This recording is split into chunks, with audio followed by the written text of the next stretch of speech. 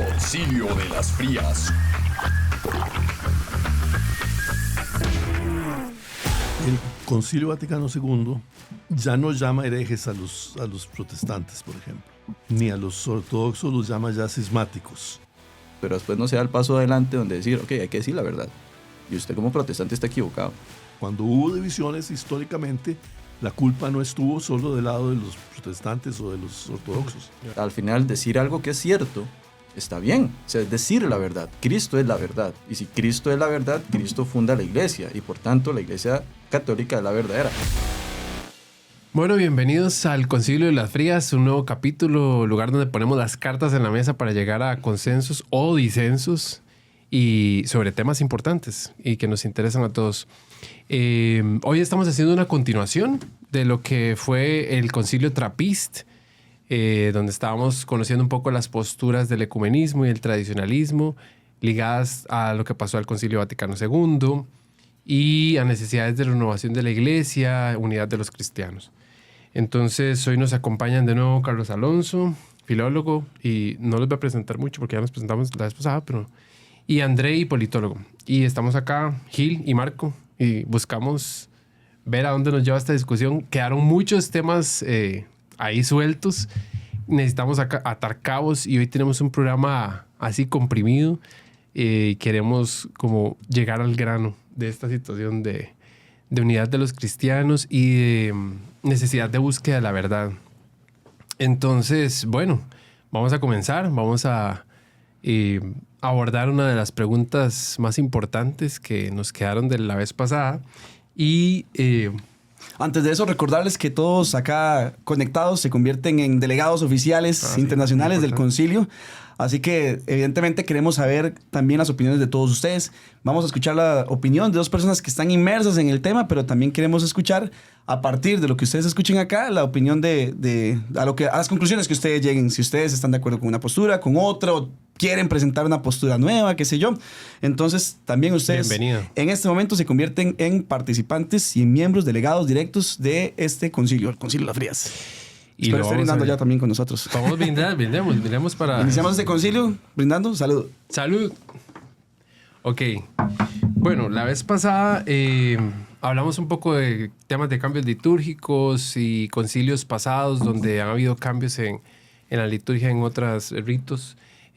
Hablamos también un poco sobre el tema de los evangélicos, la unidad de los cristianos, el Concilio de Trento, lo que pasó en el Concilio Vaticano II, las necesidades de mantener un rito, ¿verdad? Para que haya unidad, pero a la vez tiempo las necesidades de buscar lazos con los cristianos que tienen algunas verdades que comparten con los católicos.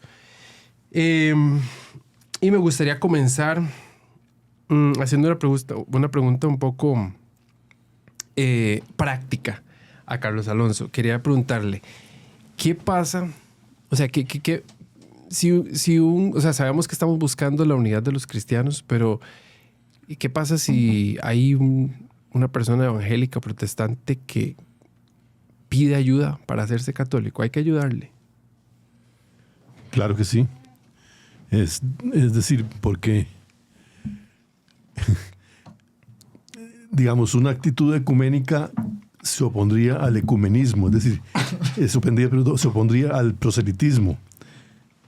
Un católico no debería, desde el punto de vista de la Iglesia Católica, un católico no debería salir a decirles a los protestantes, mire, usted tiene que hacerse católico. Pero si el protestante, ortodoxo, lo que sea, que no es católico, tiene la inquietud y el interés de acercarse a la Iglesia Católica con la posibilidad de llegar a incorporarse plenamente a la Iglesia Católica, sí es deber de los católicos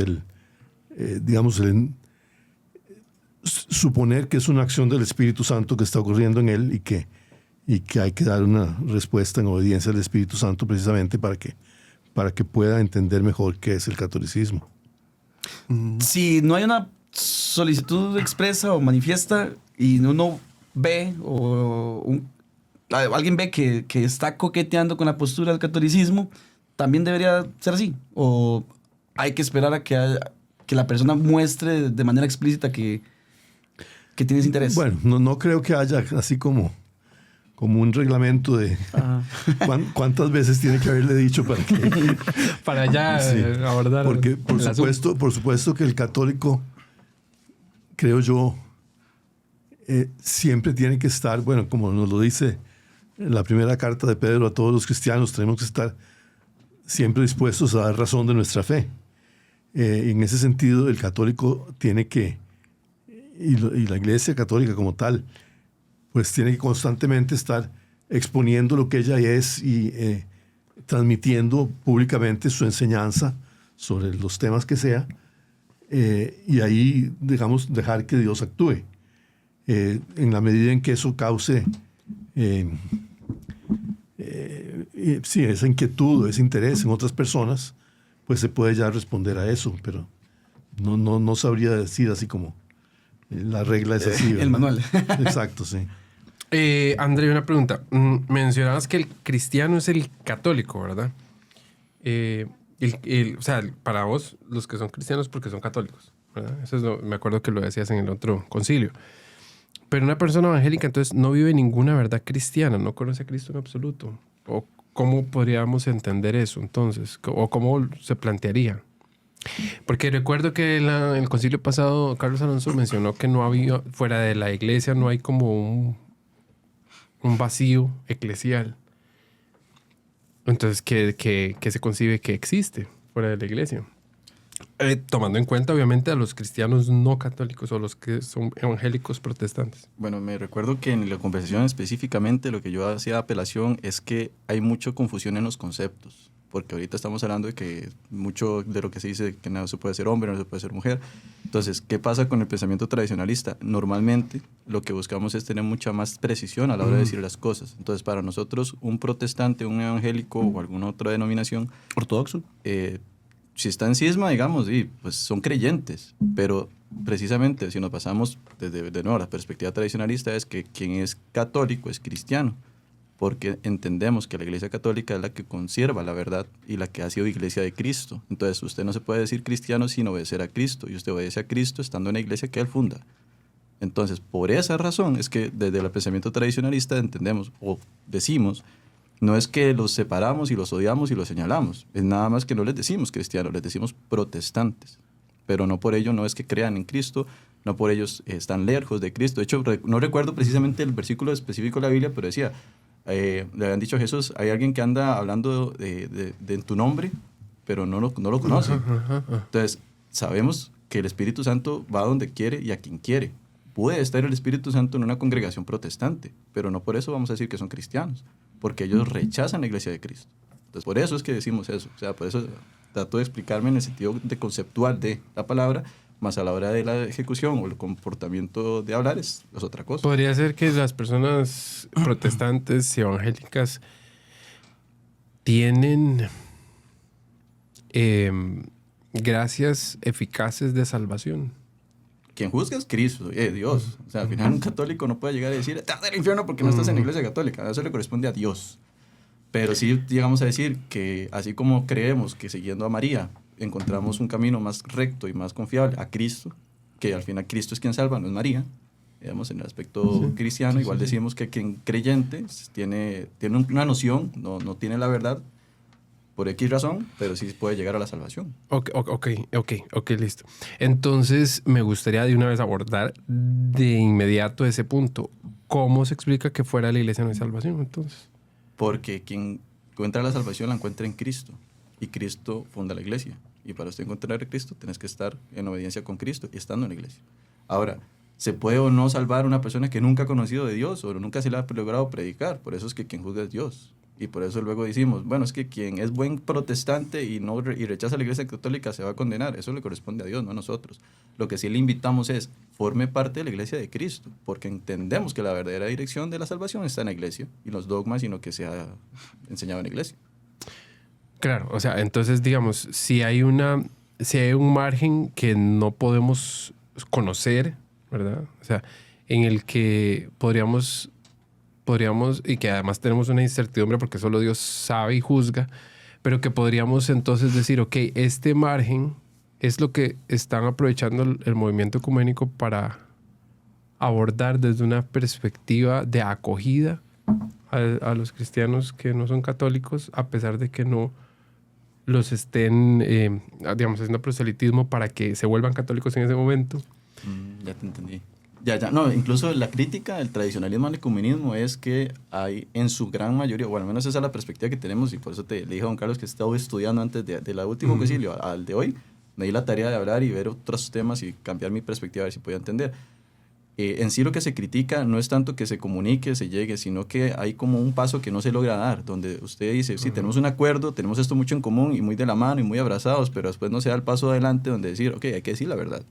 Y usted como protestante está equivocado. La forma en cómo se dice es muy empática, tiene que ser muy empática y sí tiene que haber una conversación, pero la crítica que se le hace al ecumenismo es que no se trata solo de llevarnos bien y de ver en qué puntos estamos en común, sino dar ese paso a decirles, tienen que acercarse a la Iglesia Católica. Esa es la crítica desde el tradicionalismo al ecumenismo postconciliar. Ok, pero entonces sí estamos de acuerdo en que la unidad es importante y que hay verdades compartidas. Sí, claro.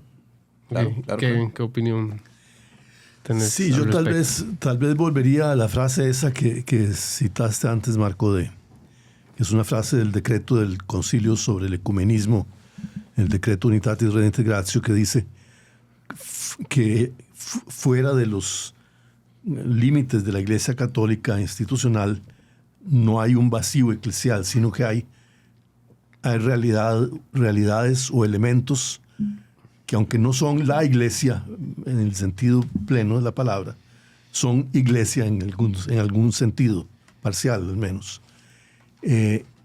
Y la otra, la Constitución Lumen Gentium del concilio también, que es la principal, casi la principal del concilio, dice: la Iglesia se reconoce unida por muchas razones con aquellos cristianos que no están totalmente integrados a ella.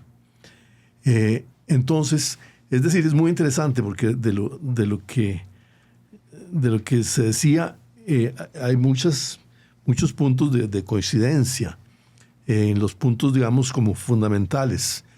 Pero yo lo que creo es que la Iglesia Católica, a partir del Concilio Vaticano II, tiene una apertura en que lo que hace es reconocer explícitamente la acción de Dios en las otras agrupaciones cristianas, aunque no estén dentro del recinto, digamos, de la Iglesia Católica. Y a partir de ahí, lo que se dice es, bueno, podemos, aunque no nos pongamos a hacer proselitismo, sí podemos juntos caminar para encontrar esa unidad que no es nuestra, no puede ser producto de la acción humana puramente, porque si no ya lo habríamos hecho, claro. Sino que tiene que ser algo que Dios hace.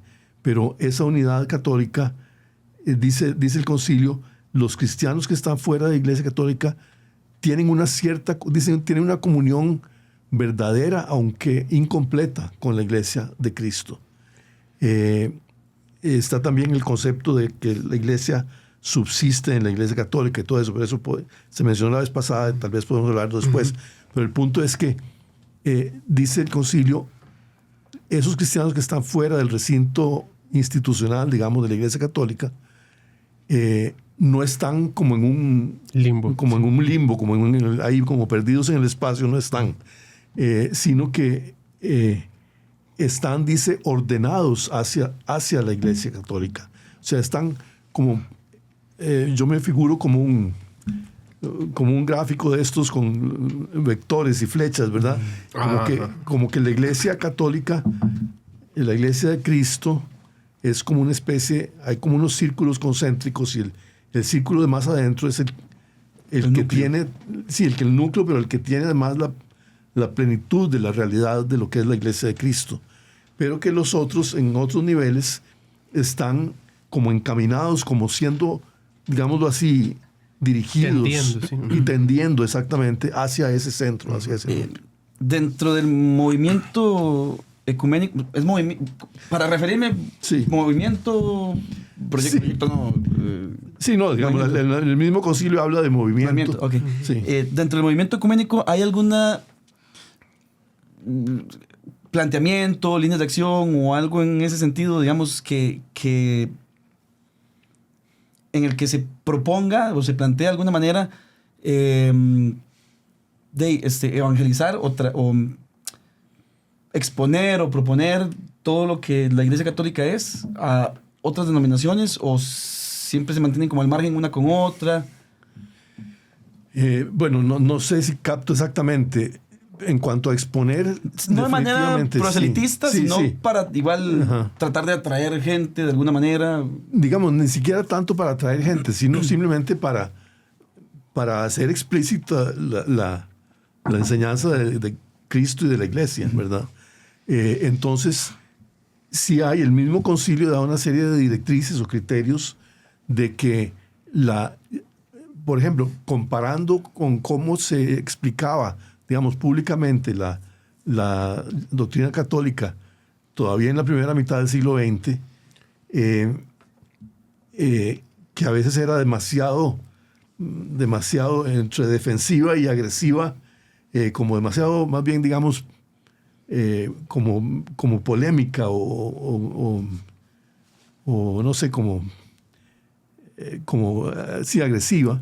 El concilio dice: la doctrina católica tiene que ser expuesta de tal manera que los hermanos cristianos de otras iglesias puedan entenderla como es, porque muchos de los problemas que ha habido de divisiones y de discusiones, y no solo con otras iglesias, sino hasta dentro de la misma iglesia, se deben a que a veces las doctrinas se exponen de una forma que en vez de facilitar la comprensión, en vez de facilitar el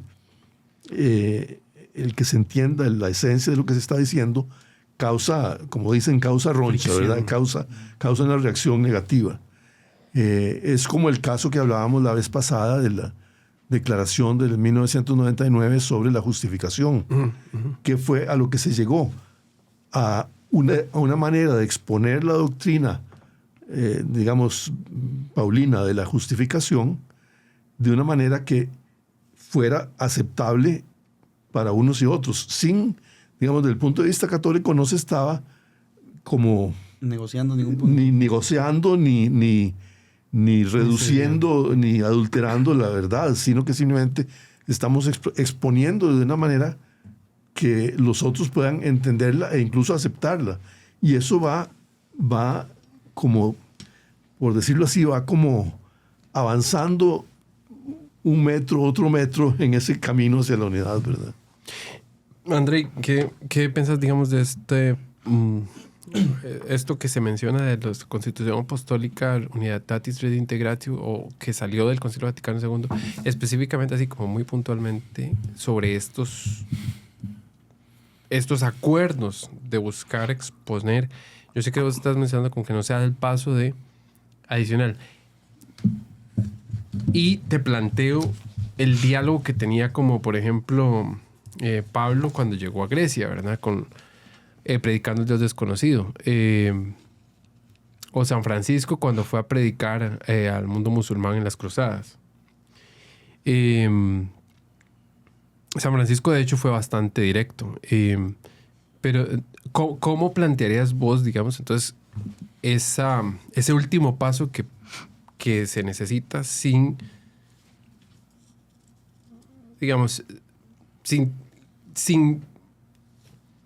lograr básicamente el efecto contrario al que estamos buscando? Básicamente. Yo lo entiendo. Tal vez en lugar de atraer termina espantando. Ajá. Eso yo estoy muy de acuerdo con lo que Carlos explicó, y yo lo reconozco. Incluso yo tengo ese problema, yo soy muy confrontativo. Y de hecho yo he cambiado muchísimo. Ustedes me hubieran conocido antes, ustedes dicen: este chaval lo viene aquí a tirar cerveza a la cara, algo así. Pero no, o sea, lo que sí reconozco, y se lo decía a don Carlos, que yo he visto muchos debates para venir acá, porque mentira que me iba a leer los libros necesarios para venir otra vez, ¿verdad? O sea, tranquilo, ¿verdad? Algo que sí noté es que muchos de los debates que se da a raíz de la intención ecuménica es un conflicto de decir: usted se equivocaba. Usted se equivoca, yo estoy en lo correcto. Y no es eso. Siento, ¿verdad? Y ya después que la verdadera intención ecuménica es enseñar de Cristo. Y a partir de mostrar a Cristo, es que vamos a entender cuál es el verdadero camino, sin intención de decir usted es un ignorante equivocado, ni la soberbia de decir yo estoy en la iglesia de Cristo y por tanto todo lo que yo diga tiene razón. O sea, tampoco es eso. Y en ese sentido, yo sí estaría muy de acuerdo en el movimiento ecuménico y no tanto temerle al proselitismo. O sea, no es malo. Al final, decir algo que es cierto está bien. O sea, es decir la verdad. Cristo es la verdad. Y si Cristo es la verdad, Cristo funda la iglesia. Y por tanto, la iglesia católica es la verdadera. Llegar a explicar eso en un movimiento ecuménico deberíamos de tratarlo dependiendo con quién, porque hay personas muy eruditas que de pronto van a empezar con el diálogo de sobre escritura y que no soy católico porque la verdad es que ya con la Biblia me basta y sus 66 libros y aquí que allá, entonces se desvía el tema donde realmente lo que buscamos es la unidad y la unidad en pensamiento, y al final los debates son yo traigo una idea, usted trae una idea y nos exponemos para buscar la verdad encontrar la realidad a partir de nuestras verdades. Entonces, más o menos lo que estamos haciendo aquí. ¿Ah? Un poco lo que estamos haciendo aquí, ¿no? Exacto. Pero sintetizando lo que vos me preguntás, estoy de acuerdo. Y estoy de acuerdo en que eso... ¿Y cómo no caer en el proselitismo? Dependiendo con quién usted conversa, es que vas a abordar el tema. En ocasiones ni siquiera hay que tratar de la iglesia. Simplemente hablar de Cristo, hablar de las vivencias, pero no caer en las distracciones sentimentalistas, que es donde yo sí critico mucho el movimiento carismático, de ese muy sentimentalista de que es que me aburre la iglesia, me aburre la misa. O sea, créame que a María no le fue muy alegre ver a Cristo crucificado, digamos. O sea, no es por tantos sentimientos, porque hay cosas que hay que hacer porque hay que hacerlas, no porque nos guste hacerlas. Yo creo que de aquí nada más quería como apuntar que se decanta una respuesta respecto a lo que yo quería saber de parte de ambos en relación con la situación herética de digamos, de las iglesias protestantes y las iglesias evangélicas. Y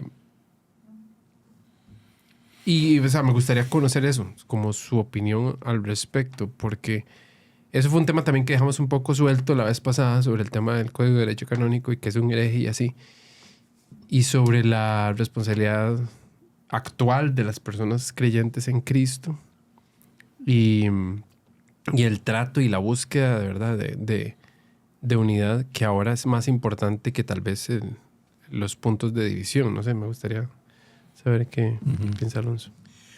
Sí, bueno, algo notorio es que el Concilio Vaticano II ya no llama herejes a los protestantes, por ejemplo, ni a los ortodoxos los llama ya cismáticos. Lo cual no quiere decir, a lo que yo entiendo, no quiere decir que técnicamente no se piensa que sean eso, sino que simplemente está modificando el lenguaje para precisamente hacerse un poco más aceptable, digamos, al otro, ¿verdad? Entonces, es decir, si no sé, podríamos poner ejemplos pensando en situaciones políticas o de hasta equipos de fútbol o de lo que sea, pero y ningún ejemplo es muy agradable. Pero el punto es que a veces modificando el lenguaje se puede tener un mejor acercamiento a la otra persona y, por decirlo así, se puede hasta conquistarla mejor, se puede hasta atraerla mejor. Que si yo le digo al protestante, mire, usted es un hereje, si yo pudiera lo quemo. El inquisidor. La guillotina o la hoguera. Si yo le digo eso, ¿cuál va a ser la reacción de él? Claro. ¿No? Más lejos, sí, más ¿verdad? distancia, claro. Entonces, yo creo que eso es tal vez lo que explica eso. Me estaba acordando aquí de una parte de esta declaración Unitatis Reintegratio, que afirma cosas acerca de los cristianos no católicos que son, yo diría, son muy radicales y son fundamentales también, y en que me parece que diferiría de la postura que Andrei estaba exponiendo hace un ratito. Dice, hablando de los cristianos que no están en la Iglesia Católica, dice, estos que creen en Cristo y recibieron, estoy hablando de la sección 3 de Unitatis Redintegratio, estos que creen en Cristo y recibieron debidamente el bautismo están en una cierta comunión con la Iglesia Católica, aunque no perfecta. Y después dice, justificados en el bautismo por la fe, están incorporados a Cristo y por lo tanto con todo derecho se honran con el nombre de cristianos. Y los hijos de la Iglesia Católica los reconocen con razón como hermanos en el Señor. Para mí esa es como la piedra fundamental del ecumenismo, el reconocer al otro como verdadero cristiano y por lo tanto como hermano. Y de ahí se desprende todo el resto de lo que se puede hacer en el ecumenismo. Dice después, las iglesias y comunidades separadas, aunque creemos que padecen deficiencias, está afirmando que padecen deficiencias, de ninguna manera están desprovistas de sentido y valor en el misterio de la salvación, porque el Espíritu de Cristo no rehúsa servirse de ellas como medios de salvación cuya virtud deriva de la misma plenitud de gracia y de verdad que fue confiada a la Iglesia Católica. Entonces lo que está diciendo el concilio es el Espíritu Santo, el Espíritu de Cristo, que sí, digamos, reside en plenitud y se manifiesta y se comunica en plenitud dentro de la Iglesia Católica, no por eso deja de actuar también en otras comunidades cristianas que no son necesariamente católicas. Entonces, yo creo que eso es lo que lleva pues a esa, es más que nada eso, ese reconocimiento de lo que Dios hace en el otro, que por lo tanto nos pone en comunión y nos pone también en el deber de reconocernos como hermanos y de ver qué es lo que Dios tiene para nosotros juntos. Claro. Yo digamos, veo una cosa, a ver qué pensás vos. Digamos, como que sabemos que de esa realidad eclesial, la Iglesia reconoce que está un poco fuera de lo que significa la Iglesia Católica como institución, digamos, en la parte humana, y no trata de defenderlo porque ya sabe que es así. O sea, como que ahí está concentrada la verdad de Cristo. Nada más la reconoce. Y entonces tiene una postura un poco humilde, pero más madura. O sea, básicamente no es pelearse para defender lo que ya sabemos que es cierto. Entonces es porque, y más bien es como una actitud de humildad y caridad, buscar cómo llevar esa verdad de una forma como lo hizo Jesús, ¿verdad? Y por eso yo me remití al ejemplo de Pablo, ¿verdad? O sea, él expone la verdad, ¿verdad? Con los griegos, presenta al Dios desconocido, o sea, busca un elemento que les ayude a reconocer dentro de lo que ya un punto de lenguaje saben. común. Ajá, de lenguaje común, para atraer. Entonces, o sea, lo que pienso es esto, ¿verdad?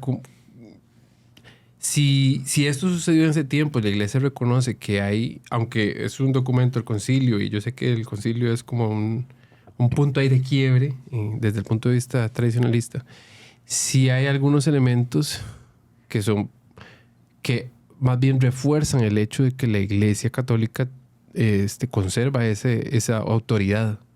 Desde el punto de vista tradicionalista, por ejemplo, y de nuevo hago la aclaración por aquello, yo no represento a la fraternidad, ¿verdad? Ni a todo el movimiento tradicionalista. Sí. Soy amigo de la fraternidad y mi pensamiento sí es tradicionalista por aquello, ¿verdad? Para que no me vayan a luego ahí, después me desaparecen y fue porque aquí vine al concilio y empecé a hacer cosas que nada que ver. Estaba un concilio, man. Sí, en este momento. Sí, de una vez. No, pero vamos a ver. Primero, en el movimiento tradicionalista no se niega absolutamente todo del Concilio Vaticano II, pero sí hay mucha sospecha y hay muchas cosas que no nos agradan. A partir de lo que hablamos en el concilio anterior, que ahí hubieron asesores y todo lo que ya se habló, se remite a ver el otro video, ¿verdad? Pero en el fondo lo que sí compartimos es la intención o el objetivo, de lo que quiere el ecumenismo, que es unificación. ¿Qué es lo que nosotros tal vez criticamos? Es la forma y el vocabulario. Por ejemplo, como acabo de leer don Carlos, nosotros, digamos, podríamos decir son hermanos, ¿sí? Porque Cristo nos manda a decir que seamos hermanos en fraternidad, en humanidad.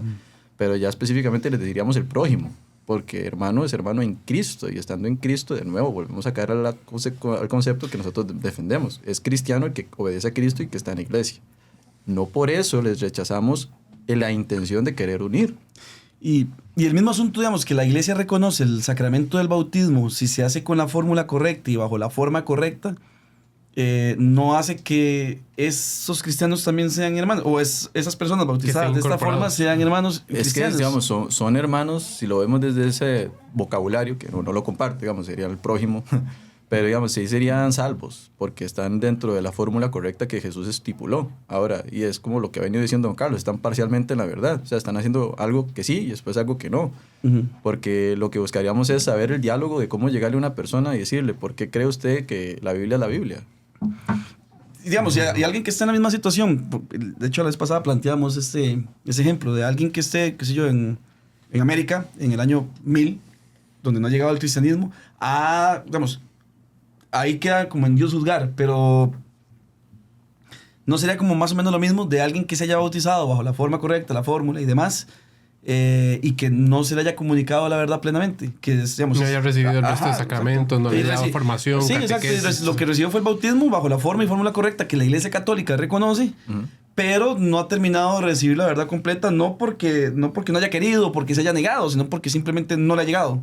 Si no le ha llegado, y como sin cometer un anacronismo, ¿verdad? De hablar digamos, de un indígena de mil años en América y hay lugares todavía donde donde solamente está presente el protestantismo y no el estamos de catolicismo, acuerdo, no estamos de acuerdo, pero ya, digamos, llegar a sus extremos, esas excepcionalidades que vemos como en el feminismo, ¿verdad? Que empiezan a hablar cosas que se salen de la norma y nos basamos en una generalidad a partir de excepciones, pero manteniendo, digamos, ese discurso, queda en Dios juzgar de nuevo. No es que el tradicionalismo va a decir que ya todos están en el infierno y son todos herejes. Sí mantenemos el término de herejía, ¿verdad? Y sí manejamos el término de que son protestantes. Y esa técnica de un vocabulario más flexible, sí te la reconozco, funciona, porque ahorita son un montón de generalidades de cristal. O sea, por decirle algo, ya la gente se resiente y son un montón de suavecitos. Entonces, hablar bonito, digamos, endulzar la oreja y así las cosas, sí. ¿Por qué? Nosotros desde el punto tradicionalista diríamos, no les vamos a decir cristianos, porque son protestantes. Ahora, para no llegar así tan concho y decir, sos un protestante, y el otro va a decir, ¿de qué me jugás? Y ya vamos a estar en ese dimes y diretes, les preguntamos, ¿de qué denominación sos?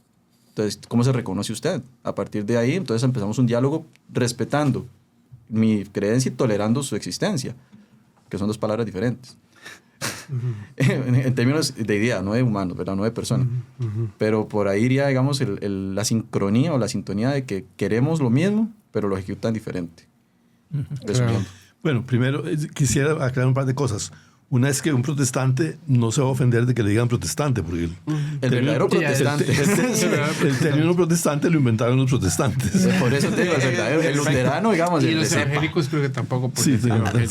Hay gente reservada que se ofende, creo. Pero al mismo tiempo, volviendo a lo de la herejía y los herejes, yo creo que algo que la Iglesia Católica hace a partir del concilio, como decía antes, no es que abandone el concepto de herejía, sino que la Iglesia Católica, por ejemplo, puede declarar hereje o decir a alguien que es hereje si éste insiste en que él quiere estar dentro de la Iglesia Católica creyendo tal cosa.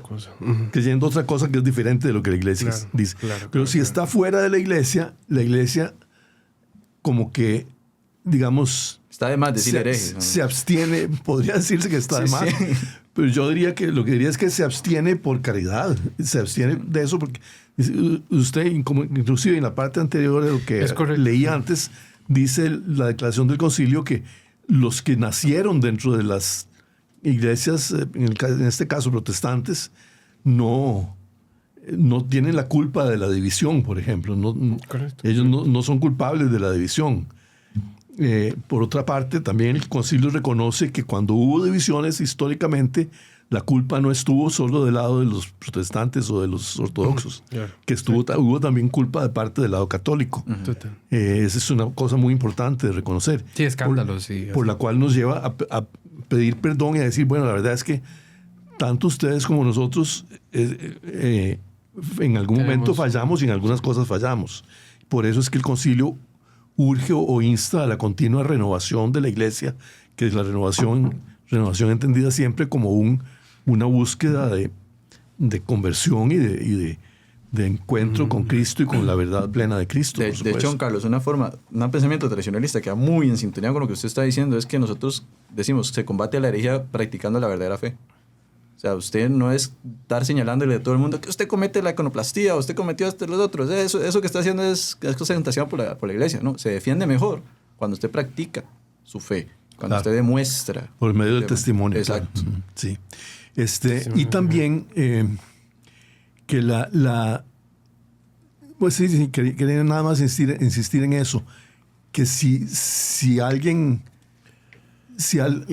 quiere dentro de la Iglesia Católica, como ha ocurrido con el caso, qué sé yo, algunos teólogos y gente como Hans Küng que se mencionaba la vez pasada y otros así, la Iglesia puede llegar a decirle, no, mire, eso que usted está enseñando no es la doctrina católica. Usted no puede enseñar en nombre de la Iglesia Católica, usted no puede decir que eso es católico porque eso está fuera de lo que la Iglesia está enseñando. Entonces, se trata de manera diferente a quien está fuera, por la razón que sea, ya por razones históricas o por lo que sea, como se mencionaba antes, que al que pretendiendo estar dentro, insiste en algo que va en contra de la Iglesia. De hecho, la misma definición de hereje creo que limita eso, ¿no? Porque, digamos, para ser hereje tiene que estar dentro de la Iglesia Católica y... Claro.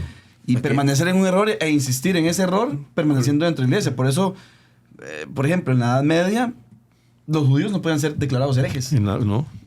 Aquí yo había notado, porque parte, digamos, de las críticas que le hacíamos al ecumenismo venía siendo de que no era tanto entablar un diálogo de armonía y ya, porque nos llevamos bien y porque los dos creemos en Cristo, ya no, o sea, pues te decía, el paso siguiente de enfrentar.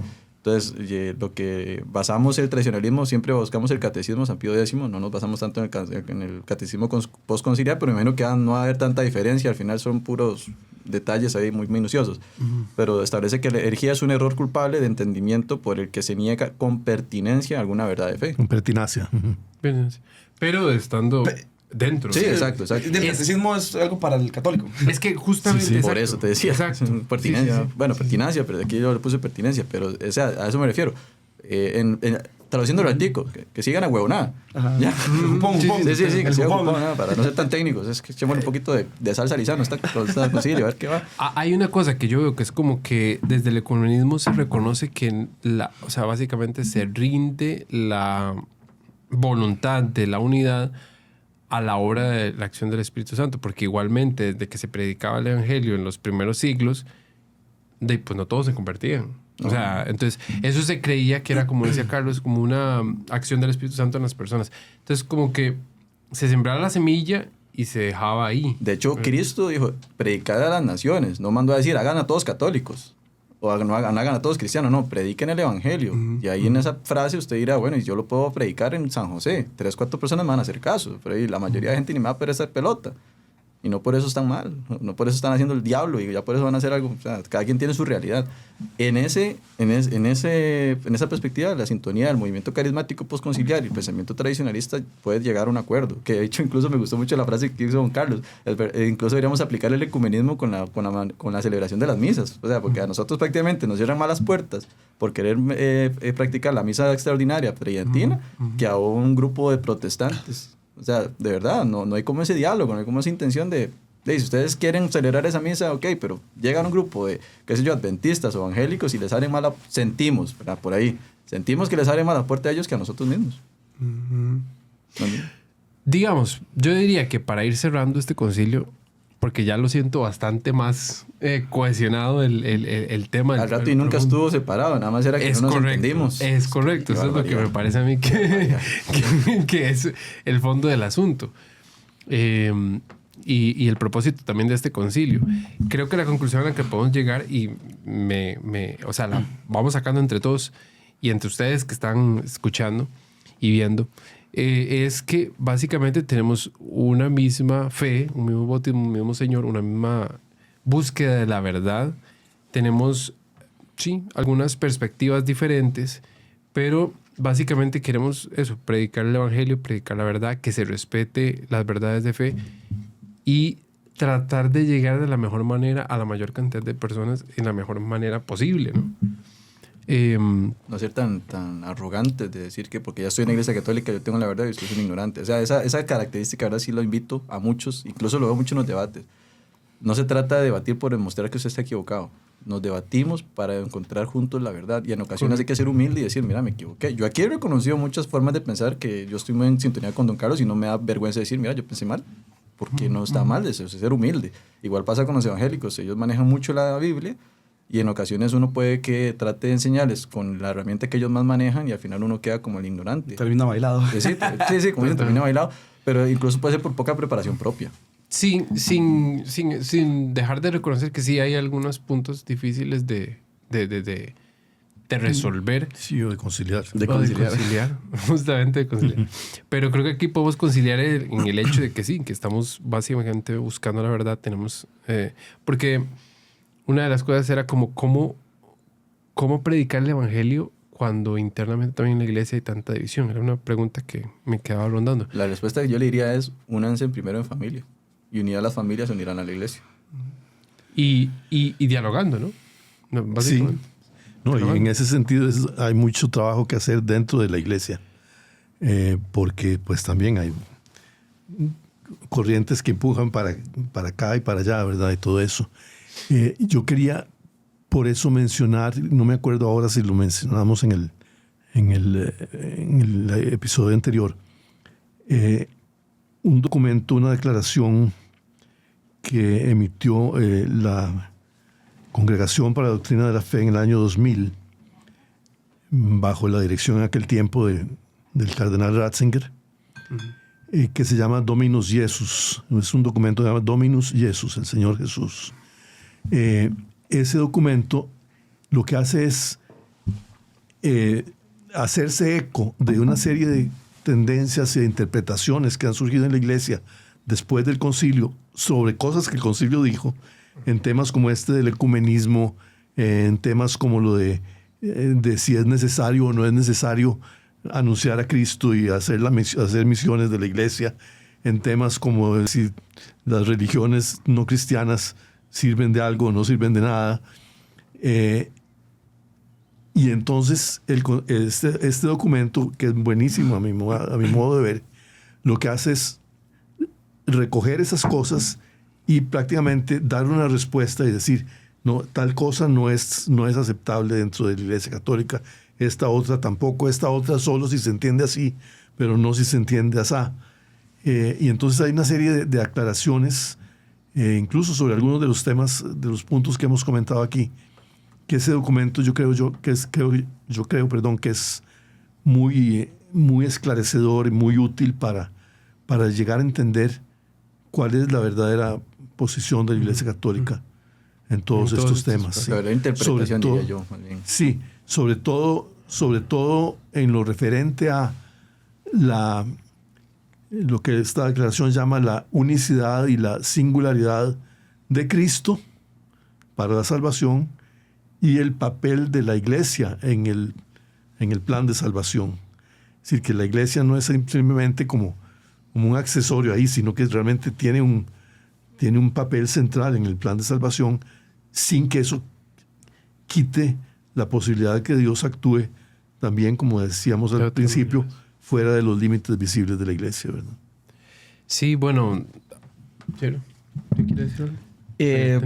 No, bueno, creo que todas las posturas que hemos planteado acá han sido bastante interesantes. Creo que hemos reconocido, incluso, bueno, como decía por acá, hemos reconocido algunas falencias que tenemos desde nuestra postura o incluso cosas que no hemos visto, flancos que nos han quedado sin revisar. Y no, pues creo que es válido ver qué nos aporta cada uno de los movimientos, o al menos, sí, movimientos se podría decir, el movimiento ecuménico, el movimiento tradicional, ¿verdad? Porque en la unidad creo que es donde vamos a trabajar bastante mejor.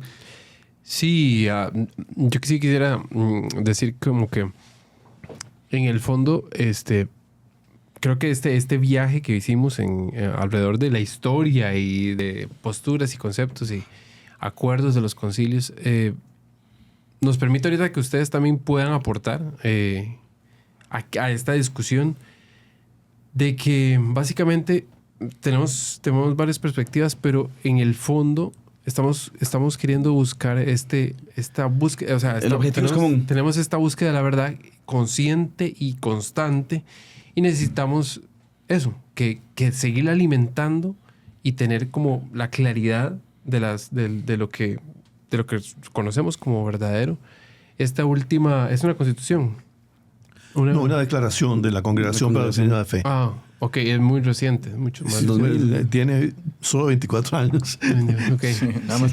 Entonces, creo que eso sería bueno. Lo vamos a dejar en la descripción para que quede ahí también para consulta, porque verdaderamente que yo pensaba esto, hay personas que tal vez no van a tener la vida o el tiempo para ponerse a educarse o formarse respecto al fondo del asunto en cada una de las áreas en las que hablamos y todo esto. Pero el entendimiento y la fe de la iglesia y la gracia van más allá de eso. Entonces eso creo que es lo que hemos como logrado conciliar en este capítulo. Y bueno, agradecerles a Carlos Alonso, a Andrei, su presencia y su aporte, porque ha sido muy valioso poder llegar hasta acá. Entonces, y pues gracias, y creo que con eso cerramos este concilio. Y si tienen ahí más observaciones, pues háganlas a llegar. Y bueno, creo que quedamos de acuerdo en eso, ¿verdad? Buscamos la unidad y queremos la verdad también. Se concilió. Se concilió. Sí. Creo que estamos de acuerdo en que el objetivo es en común. Y bueno, ahí invitar a toda la gente que está siguiendo el programa a que nos sigan, se suscriban, den like, compartan. Si el contenido les gusta, pues evidentemente pueden comentar y compartirlo con todos los conocidos y familiares y demás. Y si no les gusta, no insulten. Pueden insultar también sin comentarios. Salud.